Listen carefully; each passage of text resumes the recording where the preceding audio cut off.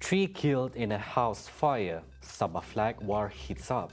Recognizing youth's contribution. Those are the headlines for tonight. You're now with me, Lorenzo Isaac, and this is TVS Nightline.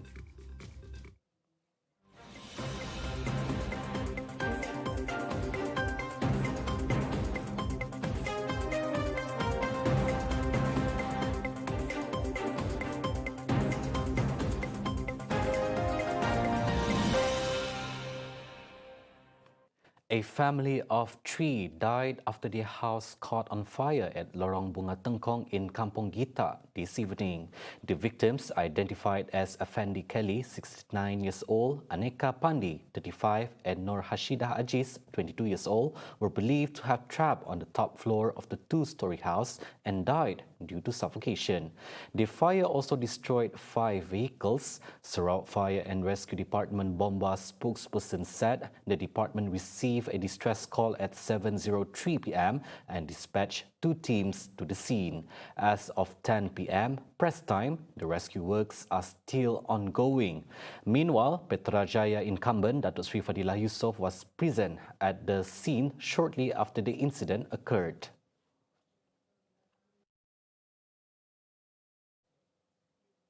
With just 6 days remaining to polling day, the presence of flags from various parties begins to intensify throughout Sabah, with machineries putting up their respective candidates' poster in large numbers during the wee hours on Sunday. We have Amirul Mukninin live to share with us the updates in Sabah. Go ahead, Amirul. Thank you, Lorenzo, for the updates that from Sabah itself. In Kota Kinabalu, there will be four corner contests between incumbent between Jaras, Pejuang and Pakatan Harapan for during the GE15. We can see that Sabah Parliament hits with flags and posters.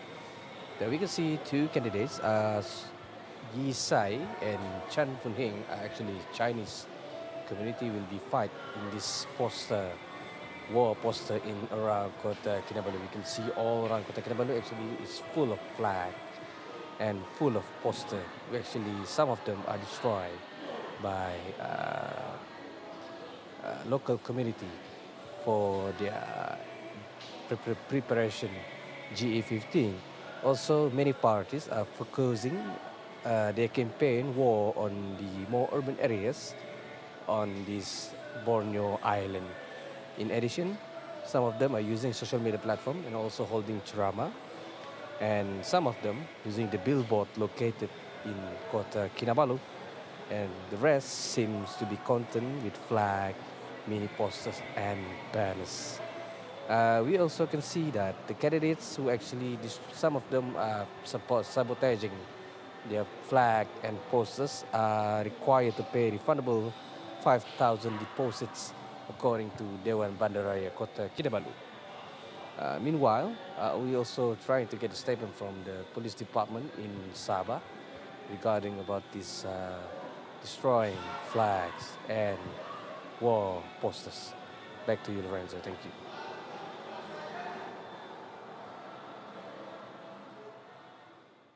Youth play an important role in the process of the state's development. Deputy Premier of Sarawak, Dato' Amar Awang Teng Hali Hassan, said youth were also given the opportunity to be equally involved in the process. For further reports, we have Salasia Safian on the line and cameraman Aziz Soleh on location. Please, Salasia. Thank you, Lorenzo. Izinkan saya untuk berbahasa Malaysia. Hari ini berlangsungnya 2 program di Parlimen P200 Batang Sadong yang dihadiri oleh Timbalan Premier Sarawak Dato' Ahmad Awang Tengah Ali Hassan. Program yang pertama diadakan di Gedong dan yang kedua pula diadakan di Simunjan. Dan ketika berucap di Majlis Simbolik Pelancaran Projek Komersial Simunjan, beliau berkata anak muda juga diberi peluang untuk terlibat sama di dalam pembangunan di Sarawak. Peluang itu harus diberikan sama rata. Baiklah, kita saksikan sedikit ucapan daripada beliau. Bagaimana kita dapat mengorak langkah untuk mewujudkan peluang-peluang bagi anak-anak muda kita terlibat dalam arus pembangunan untuk membangunkan pengusaha-pengusaha kita, peniaga-peniaga kita. Kita semua ada bakat. Kerajaan negeri kita di bawah pimpinan Yang Amat Berhormat Premier, kita akan meneruskan usaha pembangunan ini supaya pembangunan itu akan seimbang di antara bandar dan luar bandar. Dalam pada itu, katanya bajet yang akan dibentangkan oleh Premier Sarawak Datuk Patinggi Tan Sri Abang Johari Tun Openg pada penghujung November ini, 70% daripadanya diperuntukkan untuk pembangunan. Lebih 60% adalah untuk pembangunan luar bandar. Terdahulu, beliau turut menyampaikan cek pampasan kepada 54 orang penerima cek pampasan untuk projek menaik taraf Jalan Kampung Lubuk Samsu, Kampung Setamen, Kampung Sabang, Kampung Semanggal, Kampung Tanjung Tagalong, Kampung Sungai Bak dan Kampung Jagung Simunjat. Manakala seramai 26 orang pula menerima cek pampasan untuk skim pembesaran kampung SPK Sungai Ladong Sebuyau. Jumlah keseluruhan cek pampasan tersebut adalah sebanyak 2.75 juta ringgit. Sudah pasti ini merupakan berita gembira kepada penduduk di kawasan yang terlibat. Sebelum ini juga, tim TVS Batang Sadong berkesempatan untuk pergi membuat liputan di salah sebuah kampung yang terlibat, iaitu Kampung Tanjung Tagalong. Ketika ditanya apa yang mereka mahukan, jawapannya adalah jalan dan kini harapan mereka akan menjadi kenyataan. Baiklah, saya rasa setakat ini sahaja laporan yang dapat saya bawakan. Sebarang perkembangan akan kami laporkan dari semasa ke semasa. Saya Salasa Safian dan jurukamera Aziz Soleh melaporkan untuk TVS dari P200 Batang Sadong. Kembali ke studio.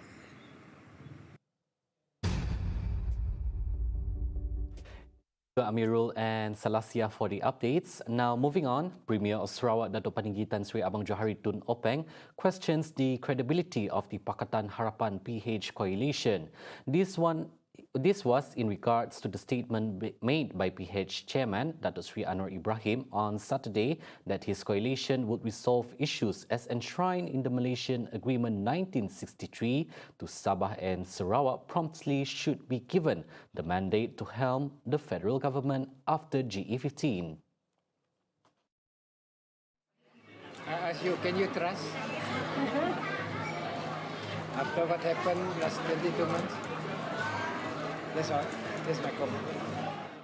Abang Johari, who is also the Gabungan Party Sarawak GPS chairman, said the election should be held first before any decision can be made. Bertanding dulu. Bertanding dulu. Kok kita tahu? Ha? Mutasi bertanding dah tahu.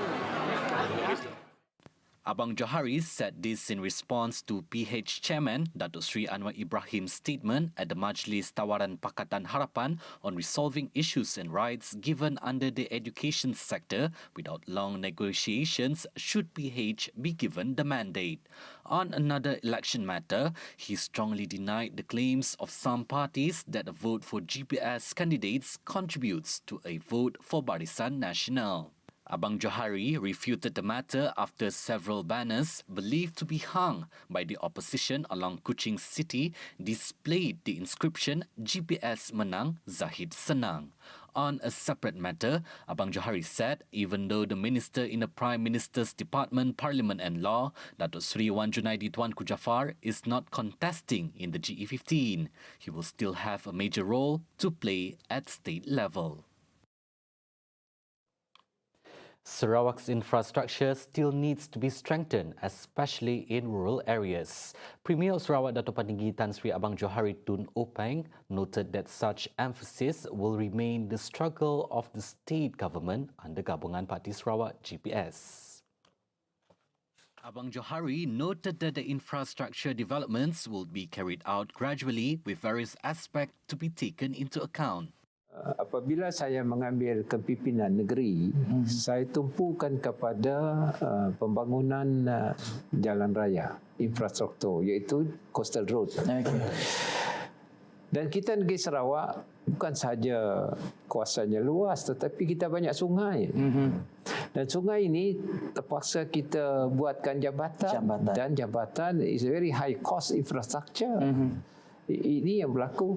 Tetapi saya kata tak apa, kita carikan satu model untuk kita membangunkan basic infrastructure ini. He added further, the construction of the Coastal Road Network project cost around 12 billion ringgit with period of 6 years to be completed. Annually, the state budget will be developmental bias in its allocation with about 70% for rural development to fund such projects of such a scale. Sarawak-owned airline will come into realisation within the next 3 months pending licence from the Ministry of Transport to launch. Kita telah buat kajian dan kajian nampaknya membolehkan. Hanya kita menunggu keputusan MOT, Ministry of Transport, untuk mendapatkan lesen. Kita akan mengembangkan syarikat mobil sebagai satu daripada commercial arm. Abang Johari said this during a press conference at the Sarawak Ku Sayang 2022 program in Telaga Air on Sunday. Abang Johari further explained that the operation should be ready within 3 months. In November 2021, Abang Johari said that the Sarawak government plans to establish a boutique airline under Hornbill Skyways with the aim to boost air connectivity directly to the state. The airline also aims to generate the state's income by exporting agricultural products and enhancing tourism. Deputy Premier of Sarawak, Dato' Amar Awang Tengah Haliasan, said that Sarawak comprises of different races and everyone should play their part in the state's development. Therefore, no single race can opt to rule the state by itself. Tidak ada satu kaum pun yang boleh memerintah secara sendiri di Sarawak. Baik ia Ibang kah, Cina kah, Melayu Melanau kah, Bitayu, orang lebih berpecah-pecah banyak. Di Sarawak ini tidak kurang daripada 40 suku kaum yang ada. Tak ada seorang pun yang boleh memerintah secara sendiri. Tak ada satu kaum pun yang boleh memerintah secara sendiri. Melainkan kita kerjasama antara satu dengan yang lain. Barulah dapat kita membentuk satu pasukan bedok. Dan kita tampilkan tokoh-tokoh semua kaum. Adding further, he said Sarawak is a stable state of its ability to determine its own direction and the united practice by its people. Awang Tengah strongly warns Sarawakians to steer clear of religious issues as they can cause disunity. He said the state government is committed of ensuring harmony in the state by establishing a unit for other religions unifor to protect the well-being of other religions, while the Department of Islamic Development aims to protect the Muslim community to ensure that the people of Sarawak live in harmony and respect each other. Jadi saudara-saudara, kita jangan mainkan isu agama. Di Sarawak ini saja kita tunggu untuk masyarakat Islam. Kita ada majlis Islam, kita ada jabatan agama Islam. Kita tunggu uniform untuk menjaga kepentingan agama-agama lain supaya rakyat Sarawak ini akan terus hidup dalam keadaan yang harmoni, hormat dan hormati antara satu dengan yang lain. Awang Tengah said this in his speech at the officiating ceremony of land title under Section 18 of the Sarawak Land Code for the settlement area of Beting Maro and Native Customary Land NCR New Initiative at the Kampong Beladin Community Hall, Pusa, on Sunday. Meanwhile, a total of 74 landowners from areas, namely in Interlude Selambong, Muton, 50 lots, and Sungai Bras, Beladen, 37 lots. In the same event, Awang Tengah also presented financial assistance to Pusat District entrepreneurs amounting to a total of RM1,355,000. Parti Pesaka Bumi Putra Bersatu PBB, Deputy President Dato' Amar Douglas Ugambas today suggests the formation of a special committee to help rural Iban voters under the Sibu parliamentary seat address and solve the many issues they face. As such, he hopes that a committee will be formed after GE15, as the rural voters in the seat have faced many problems but have no one to turn to for assistance. He revealed that the committee will be known as the PBB Bawang Asan Committee as of now. Uga said the committee will be discussing issues pertaining to the Iban community and find solutions to fulfill some of their more urgent requests first. Uga further said he will be meeting with the Premier of Sarawak, Datuk Patinggi Tan Sri Abang Johari Tun Openg, regarding the matter. Among the issues faced by Sibu residents are no proper road to link to Sibu town, and a number of longhouses still do not have treated water supplies. He also revealed that there are no near health clinics for Sibu residents. Uga further explained that the Sibu seat is under control by Democratic Action Party (DAP) for 12 years and has not seen any infrastructural developments in the area. As such, he calls upon Sibu residents to cast their votes for GPS candidate Clarence Ting from Sarawak's United People's Party (SUPP) on polling day, November 19th. Uga also reminded them in areas where the people has always been supportive of the government, they had enjoyed very good development and progress. He warned voters of the risk of becoming marginalized again if the opposition candidate wins.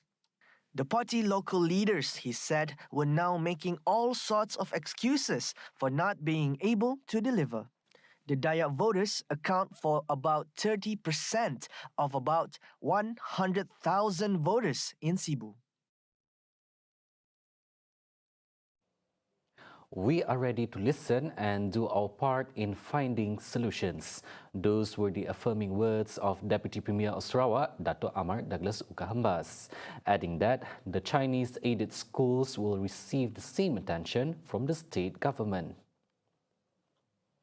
Uga reiterated that GPS government, led by the Premier of Sarawak, Datuk Patinggi Tan Sri Abang Johari Tun Openg, has a very inclusive policy by helping the people of different backgrounds and ethnicities. Uga further highlights the importance of Chinese-aided schools in the state. As such, a grant of 12 million ringgit will be allocated to the Chinese-aided schools. He said this when officiating the annual dinner of 8 Chinese-aided schools in Betong Division. Among those present during the event were former Betong Member of Parliament, Dato' Robert Lawson Chuat, and his successor, Dr. Richard Rapu, and the organizing chairperson, Chai Xiao Wen, who is SJK Debak headmistress alongside Uga and his wife, Dato' Doreen Mayang, at the function. Disseminating accurate information is vital to advocate for the public, especially the youth, on government's initiatives. As such, this can be fully dependent on the usage of social media. Instead, a proper two-way interaction, such as dialogue session, will yield better results.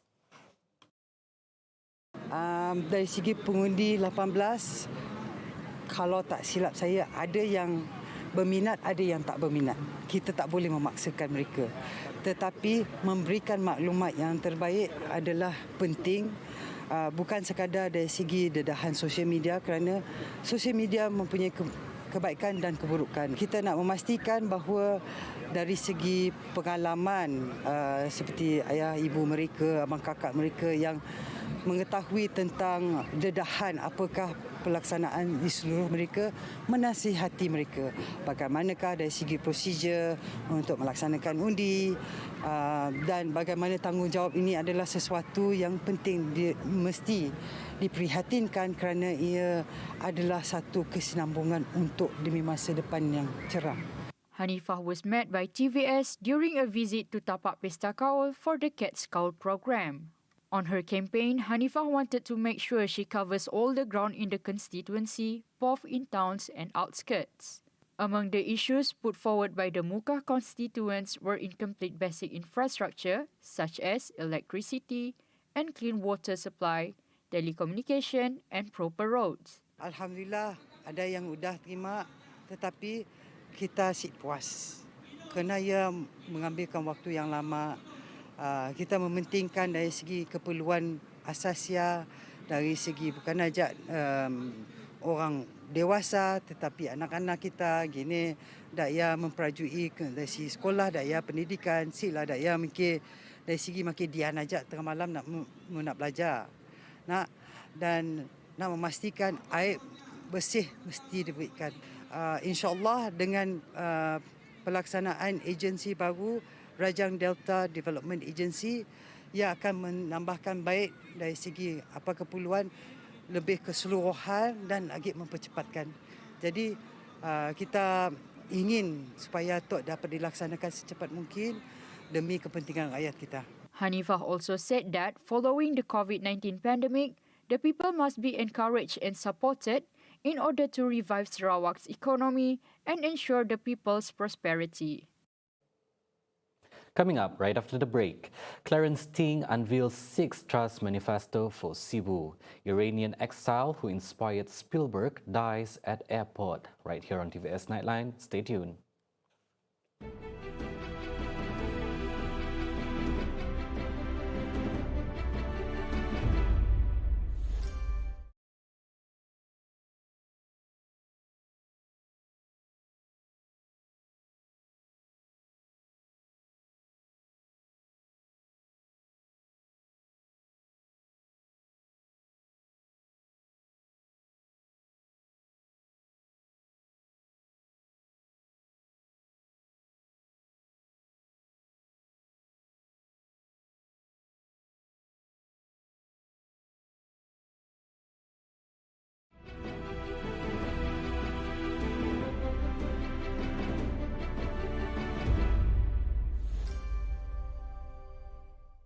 Welcome back. The Gabungan Party Sarawak GPS candidate for Santubong seat, Datuk Sri Nancy Shukri, has clarified that she has not received any sexist remarks about her involvement in politics. The caretaker Minister of Tourism, Arts and Culture said this was thanks to the pivotal role played by the Premier of Sarawak, Datuk Padinggi Tan Sri Abang Johari Tun Openg, in supporting women politicians. Nancy describes that Sarawakian leaders are open and liberal as they have played a very important role in making sure women are involved in politics. She cited the Premier of Sarawak, who has ensured that the women candidates must be retained in terms of the number of seats and the quota of women involved in politics. In this regard, Nancy said she has not experienced any harassment or sexist remarks during her time in politics. On another note, she said she is committed to working hard and trying her best to meet all people on the ground in 3 state assembly constituencies under Santubong Parliamentary Constituency. She also said nothing is guaranteed and every election is a very challenging election where candidates cannot take for granted that they will win. Nancy also expressed her appreciation to both Parti Pesaka Bumi Putra Bersatu, PBB, and GPS for helping her throughout the general election period, adding that she hoped to see GPS win big this GA15. Gabungan Parti Sarawak GPS Sibu candidate Clarence Ting has pledged to focus on 6 trusts in his manifesto.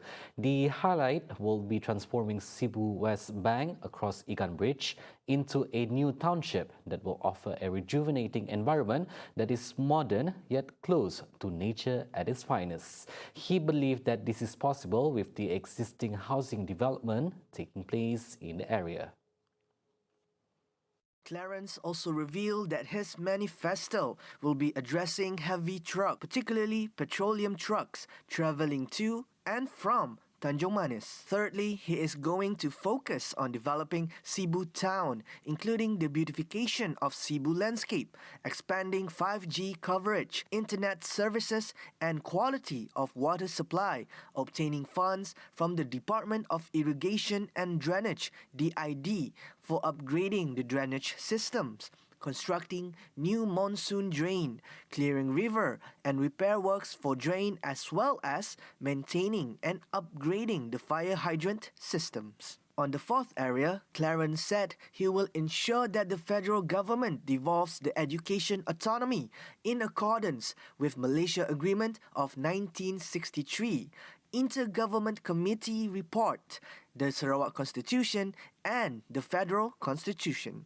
Clarence also said he would fight for more federal funding for repair works for dilapidated schools in Sibu. The fifth focus is to ensure Sibu youth have fair and equal access to various government financial assistance provided by federal government agencies for their business ventures and for talent development. Lastly, the sixth focus would be on healthcare by expanding the accessibility and quality of health services, especially for the elderly, people with disabilities, and children in Sibu. He also proposed the establishment of cardiac and oncology centers in Sibu.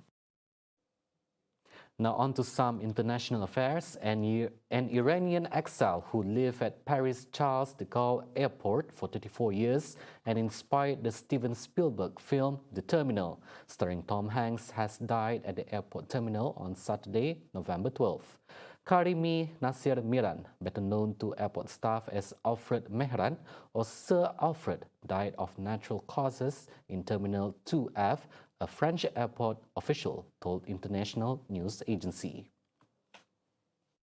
Born in 1945 in Masjid Sulaiman in the Iranian province of Khuzestan, Miran was in his 20s when he left the country after his father died, and he tried to search for his biological mother, whom he believed to be Scottish. After failing to trace her in Britain, he returned home in 1975, only to be stripped of his citizenship for protesting against the regime. Britain refused to let him back in, so he tried unsuccessfully to enter Russia, Germany, and the Netherlands, from where he was expelled to the neighboring country, Belgium. There he stayed for 5 years while the Belgian authorities traced his birth certificate and gave him documents declaring he was stateless. He lived at the airport ever since, and friendly airport staff gave him food and ensured that he received his meal and was treated by the airport doctor. He would wash and shave in the airport restrooms. In 1999, he was granted refugee status and the right to remain in France, but wanted to remain at the airport, being too scared of leaving, his lawyer Christian Bouguet said at the time. I think nobody can live 11 years in such a situation. And I am unique in immigration case, clandestine appeal to 2, 3, 4 governments, and some appeal successful, granted, some appeal refused. But in this situation, I am unique in immigration case. Miran's story came to the attention of Hollywood director Steven Spielberg and inspired the 2004 film The Terminal, with Tom Hanks playing the role of Victor Navorsky, who was based on Miran. The award-winning film, co-starring Catherine Zeta-Jones, follows the story of Eastern European tourist Navorsky, played by Hanks, who unexpectedly finds himself stranded in New York's JFK airport and must take up temporary residence there. That's all the time we have for TVS Nightline. I'm Lorenzo Isaac. Thank you for watching.